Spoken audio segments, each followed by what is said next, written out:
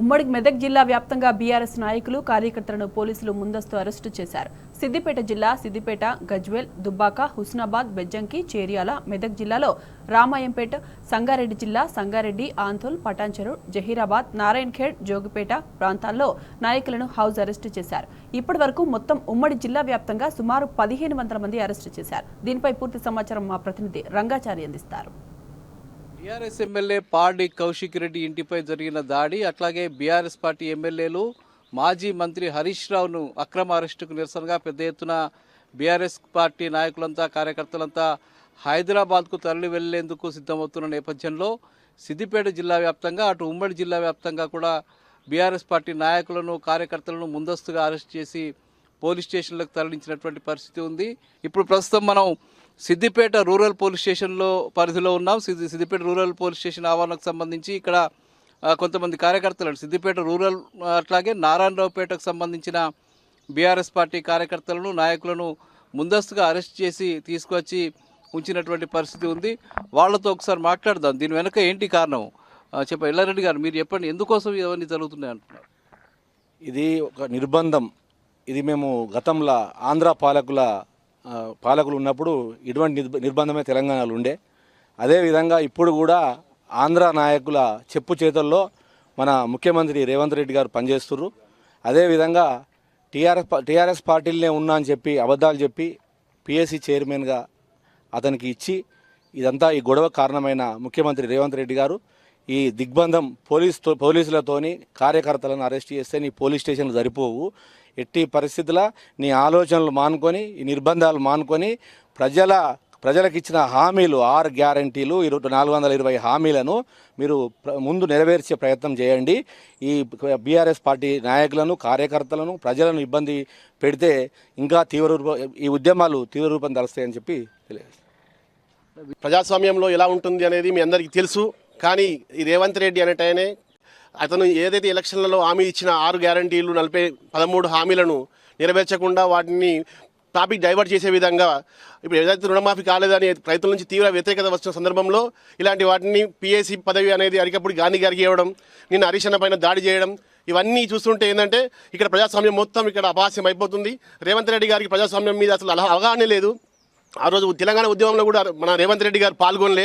ఈ రోజు కూడా ఆయన అతను ఏం చేస్తుండో ఆయనకు సోయి లేకుండా చేస్తుండు. భవిష్యత్తులో కూడా మన హరీష్ అన్న గారికి ఏదైతే అరెస్ట్ చేసిరో దాన్ని ఖచ్చితంగా సంజాయిషి చెప్పాలి, క్షమాపణ చెప్పాలి హరీష్ అన్న గారికి అని తెలియజేస్తున్నాం. మరి ఈరోజు నిజంగా కూడా తెలంగాణ రాష్ట్రంలో ప్రజాపాలన కొనసాగుతుందని చెప్పుకునే కాంగ్రెస్ పార్టీ ఇలా సిగ్గు తెచ్చుకోవాల్సిన పరిస్థితి ఉంది. ఈ తెలంగాణ రాష్ట్రంలో ప్రజాపాలన కాదు మరి నిర్బంధాల పాలన కొనసాగిస్తున్నటువంటి రేవంత్ సర్కార్ ఇలా మరి అరికపుడ గాంధీకి పిఎస్సిఎస్ చైర్మన్ ఇచ్చి ఇలా రాష్ట్రం మొత్తం ఇలా అతలాకుతం చేస్తున్నటువంటి పరిస్థితి. ఇలా ఆంధ్ర గుండాల చేతుల్లో హైదరాబాద్ కావచ్చు తెలంగాణ నగరాన్ని ఇలా పెట్టడానికి సిద్ధంగా ఉన్నటువంటి పరిస్థితి. హరీష్ అన్నను మరి తెలంగాణ ప్రజల గొంతుకకు ముందుకు వస్తున్నటువంటి హరీష్ అన్నను కూడా అక్రమంగా అరెస్ట్ చేసి ఎక్కడో సైబరాబాద్ పోలీస్ స్టేషన్లో అరెస్ట్ చేసినటువంటి హరీష్ అన్నను ఎక్కడో కేశపట్నం పోలీసు అక్కడ పెట్టడం ఇది సరికాదు. ఇదే విధంగా ఉద్రిక్తమైతే కనుక మాత్రం తెలంగాణ రాష్ట్రంలో మరో ఉద్యమానికి దారితీస్తుందని చెప్పేసి మేము విద్యార్థి యువతగా హెచ్చరిస్తూ ఉన్నాం. ఈరోజు కాంగ్రెస్ పార్టీ తెలంగాణ రాష్ట్రంలో ఒక చరిత్రలో లిఖించబడేటువంటి దినంగా మేము అభివర్ణిస్తూ ఉన్నాం. ఎందుకంటే మేము 10 సంవత్సరాల్లో ఉండి అధికారులు ఉన్నా కానీ ఏ ఒక్క కార్యకర్తను కానీ కాంగ్రెస్ కార్యకర్తను కానీ ఏ ఇతర నాయకులను కానీ మేము ఎన్నడూ కూడా అరెస్ట్ చేయాలి. ఈరోజు గడిచిన 9 నెలల్లో ఎక్కడ పోయినా హరీష్ రావు గారు ఎక్కడ పోయినా కానీ మొన్న చూస్తే క్యాంప్ ఆఫీస్ మీద దాడి కానీ, మొన్న ఖమ్మంలో వరద బాధితుల దగ్గరికి పోతే అక్కడ సార్ పైన దాడి కానీ ఈరోజు చేస్తూ ఉన్నారు. మేము ఇలాంటి దుర్మార్గ పాలనను మేము ఖండిస్తూ ఉన్నాం. రేవంత్ రెడ్డి సర్కార్ తస్మాత్ జాగ్రత్త అని ఈ విద్యార్థి యువత పక్షాన మేము హెచ్చరిస్తూ ఉన్నాం. మీరు ఇలాంటి ఆలోచనలు మళ్ళీ పునరావృతమైతే మేము రేవంత్ రెడ్డి సర్కార్ పైన కానీ లేకపోతే సెక్రటరీ మంత్రులు ఎమ్మెల్యేల పైన కానీ మేము తీవ్రంగా తిరగబడలేం ఖాయమని చెప్పేసి మేము గుర్తు చేస్తూ ఉన్నాం.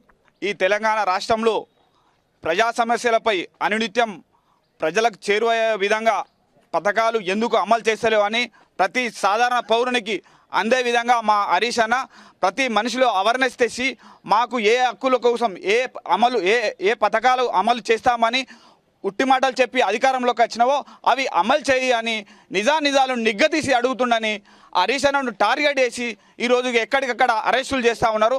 మొన్నటికి మొన్న ప్రతిపక్షమని చూడకుండా అధికారంలో ఉన్నామని చూడకుండా ఖమ్మం ప్రజలు వరద బాధితుల కోసం ఆడికి పరామర్శపోతే అక్కడ రాళ్ళ దాడి చేసిరు.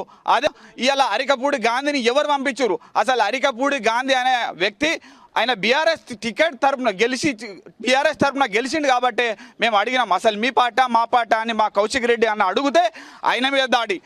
ఇది మనకిక్కడ బీఆర్ఎస్ పార్టీ నాయకులు కార్యకర్తలు ప్రధానంగా చెప్తున్న విషయం. ముఖ్యంగా అరికపూడి గాంధీ నిన్న పాడి కౌశిక్ రెడ్డి ఇంటికి వెళ్తున్న క్రమంలో సుమారు 20 కిలోమీటర్లు ప్రయాణం చేసి ఆయన ఇంటికి వెళ్ళడం జరిగింది. ఆ సందర్భంలో ఒక్క పోలీసు కూడా ఆయనను ఆపకుండా పాడి కౌశిక్ రెడ్డి ఇంటి వరకు తీసుకువెళ్ళి ఆ దాడికి ఉపక్రమిస్తున్నా కూడా పట్టించుకోకుండా ఉన్నటువంటి పరిస్థితి అక్కడ కనిపించింది. కానీ ఈరోజు మాత్రం వీళ్ళు ప్రజాస్వామికబద్ధంగా ఒక నిరసన కార్యక్రమానికి పిలుపునిచ్చిన నేపథ్యంలో ఎక్కడికక్కడ తెలంగాణ వ్యాప్తంగా ఇటు ఉమ్మడి మెదక్ జిల్లాలో సిద్దిపేట జిల్లాలో బీఆర్ఎస్ పార్టీ కార్యకర్తలందరినీ కూడా నిర్బంధించి పోలీస్ స్టేషన్లలో పెట్టినటువంటి ఒక అప్రజాస్వామిక వాతావరణం ఇవాళ మళ్ళీ కనిపిస్తూ ఉన్నది.